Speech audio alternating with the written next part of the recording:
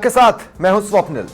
दिल्ली का दंगल चरम पर। मेरे साथ राधेश्याम उपाध्याय भी जुड़ चुके हैं, आम आदमी पार्टी के प्रवक्ता हैं। राधेश्याम जी, स्वागत है आपका समाचार प्लस पर। राधेश्याम जी, मेरा एक बहुत लंबे समय के बाद ऐसा मोमेंट आया है लिया। देखिए स्वप्निल जी, इस देश में हर आदमी वोट देकर सरकार बना रहा है और जब वो वोट देता है तो उसके वोट को इस तराजू से तोला जाता है कि उसको जाति धर्म मजहब के नाम से तोल दिया जाता है। आज भारतीय जनता पार्टी नारा लेके आई, कटेंगे बटेंगे तो सेफ रहेंगे, ये ऐसा नारा दे रहे हैं वो। क्या इस देश का संविधान, इस देश की लोकतांत्रिक व्यवस्था इस चीजों को आज्ञा देती है कि भी आप ऐसा करो? कि देश तो सभी धर्मों को मानने वाला देश है। इस देश के अंदर सभी लोग रहते हैं, हिंदू मुस्लिम ईसाई क्रिश्चियन पंजाबी सब रहते हैं। लेकिन भारतीय जनता पार्टी की जो नीति और रीति रही है वो वास्तव में काटने और बांटने की रही है।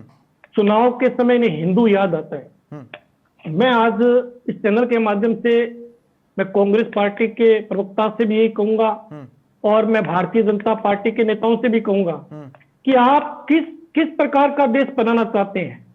एक भारत एक सोने की चिड़िया, भारत एक ऐसा लोकतांत्रिक देश जिसके अंदर बाबा साहब अम्बेडकर, सुभाष चंद्र बोस, चंद्रशेखर आजाद, न जाने कितने लोगों ने यहाँ जन्म लिया और देश की दशा को सुधारा है। और आप इस देश को बांटने का काम कर रहे हो। अरविंद केजरीवाल ने क्या किया? अरविंद केजरीवाल ने किसी का नुकसान किया?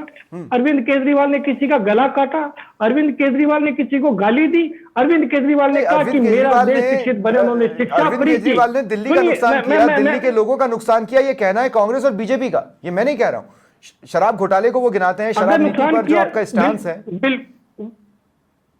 मैं वही आ रहा हूँ। बिल्कुल बिल्कुल नुकसान किया है। कांग्रेस को सदन से बाहर निकाल दिया, भारतीय जनता पार्टी को सदन से बाहर निकाल दिया, ये नुकसान किया है। ये नुकसान किया है दिल्ली की जनता ने। दिल्ली की जनता ने इनको राज दिया, इनको शासन दिया। इन्होंने क्या किया? दिल्ली को कचरे के ढेर में बदल दिया। जब दिल्ली की जनता ने, एक आम आदमी ने जब सदन के अंदर पहुंचकर दिल्ली की दिशा और दशा को सुधारना चाहा, उनको अच्छी शिक्षा देनी चाहिए।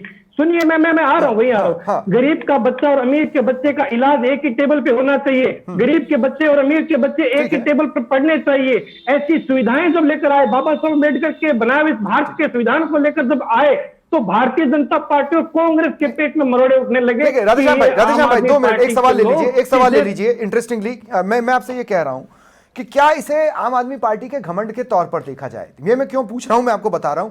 संविधान पर आपको भरोसा है, संविधान के लिए आप लड़ना चाहते हैं, आपको सुप्रीम कोर्ट पर भरोसा है, सुप्रीम कोर्ट के निर्णय को फॉलो करना चाहते हैं। जब ये कहा जा रहा है कि अरविंद केजरीवाल मुख्यमंत्री ऑफिस नहीं जा सकते, सेक्रेटरिएट नहीं जा सकते, आपने उन्हीं को सीएम फेस बना दिया है, इस पर भी तो निशाना साधा जा रहा है ना। तो मखौल तो आप खुद उड़ा रहे हैं।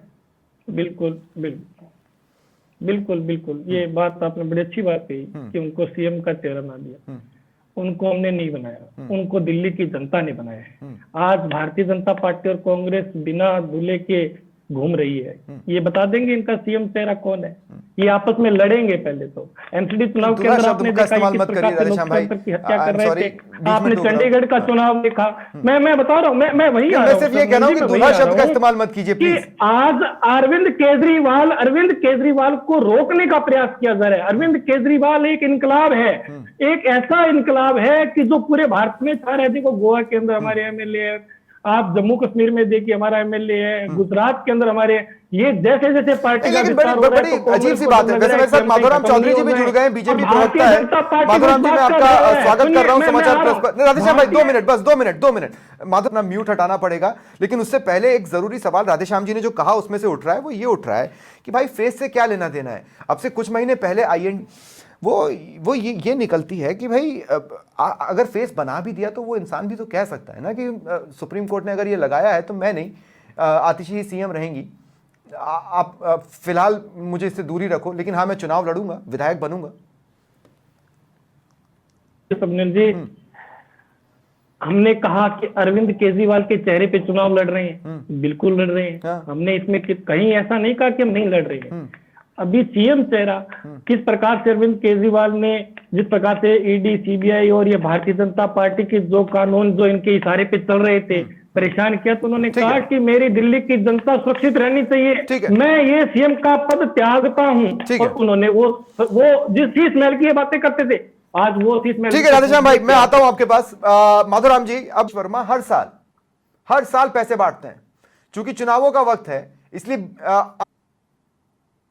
देखिए प्रवेश वर्मा तो पैसे बांट रहे हैं, वो अनाप शनाप शब्द बोल रहे हैं, वो किसी को दिखाई नहीं दे रहा। अब वो सफाई दे रहे हैं कि वो हर वर्ष बांटते हैं, तो हर वर्ष बांटते तो वो चुनाव में क्यों बांट रहे हैं? और अगर अभी मैंने इनका माधवराव जी का जो ये कह रहे थे कि बीजेपी विकास की बात करती है, दिल्ली के अंदर 7 सांसद है, आपकी एक भी कोई ऐसी योजना हो, मोदी जी की कोई एक ऐसी योजना हो, वो चाहे नोटबंदी पे मांग ले, चाहे वो देशबंदी के नाम पर वोट मांग ले, वो किसी एक चीज पर तो वोट मांग कर दिखाए। जब भी चुनाव नजदीक आता है तो बोले कटेंगे बटेंगे तो कटेंगे, एक है तो सेफ है।